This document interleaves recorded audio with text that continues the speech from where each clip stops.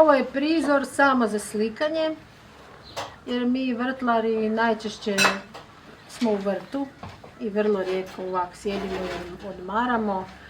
Tako da evo, budući da je ovo posebna prigoda, onda je posebna fotografija.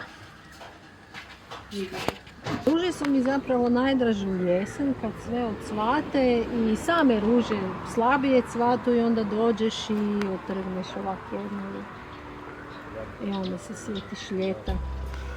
Nisam nikad sebe zamišljala kao vrtlaricu, ali kako smo se tu doselili, bila je prazna navožena zemlja i prazno dvorište, onda nekak se čovjeku desi da pogledamo zelenilo. Cijelu zimu smo gledali kroz prozor u to blato i onda smo jednostavno počeli saditi travnjak, pa ostale gredice. Inače u vrtu osim ruža imam i puno božura. Ovo je recimo klasik Sara Bernard, pa je zapravo vrt najljepši u svibnju.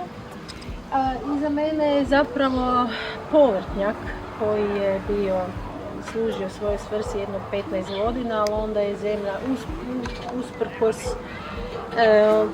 plodoredu, rotaciji gredica, jednostavno se zemlja izrodila, došlo je puno štetnika, španjolski puževi, smrdljivi martini i slično, tako da je bilo zapravo teško održati povrće pa sam jednostavno prestala saditi, čak nisam sadila ni paradajz za jedno 5 godina. Dok ne vidim sad ponovo da li će to uspjevati. A ovdje su zapravo preseljene ruže iz drugog dijela vrta koji je sad u sjeni gdje nisu dobro uspjevale, pa evo sada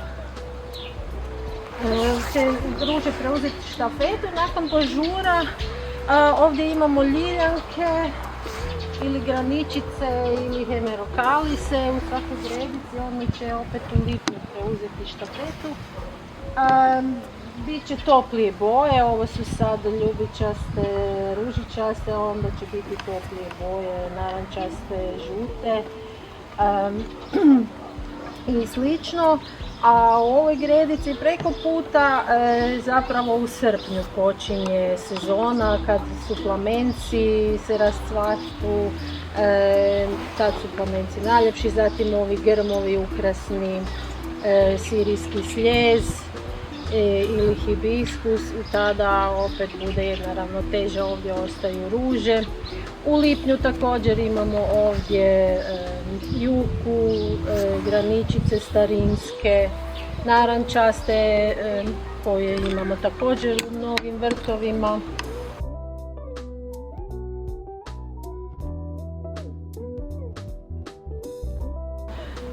Kod nas su inače najviše sađene kamenjarski vrtovi, a ovo je recimo bilo neke drugačije i mene više to privlačilo, ovaj nekakvi seoski tipični vrt naših baka.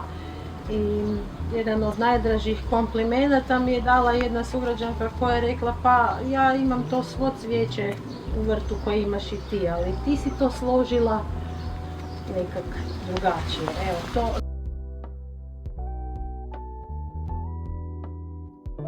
Ruže koje imaju manje latica, gdje se vide prašnici, gdje su dostupni prašnici, njih jako vole pčele i svi drugi oprašivači, i bumbari, i razni ose, i leptiri naravno, dok ruže gdje je malo teže doći do te sredine, onda one nisu toliko posjećene. On se zove zdjela ljepote ili Bowl of Beauty. Ovo je Martin Cahuzek, tako da se one se druže. Ovo je jedna jako dobra vrsta za pčele. Ovo je hrastova strizifila. Biljke vam vrate svu ljubav koju ste im dali, sve ono što ste ih nahranili, zalijali, podragali, pomirisali i rekli i pomislili da su lijepe. Jer one vole dok njih malo prepovedamo. I one vole, da, zaista, i to svaki vrtlar je rekao, jer to zaista... Jaj, kak se lepa denes. Da, je. Dišeća. Da. Čudo.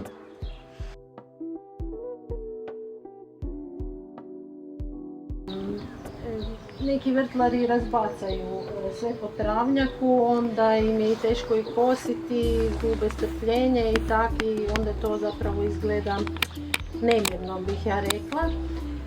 Bolje da su ovakve zavojite linije, da su nekakve organske forme i da su, velim ti opet pravila to trokuta, i onda nekak se čovjek osjeća ugodno. Pa ovo je zvano ljubičica, da hoćem reći, ne mrem drugo reći, baš je po ljubičici. Kak more biti ruža? Ljubičica. Evo, marelica. Pa onda koliko, rekli smo da imaš prek 200, koliko tih mirisa tu ima, strašno? Ne ruže, nego sve skupa. Pa to svaki cvet po sebi deši, pa to... No, u svibnju sve miriši jer sve cvate i u svibnju miriši sve najviše.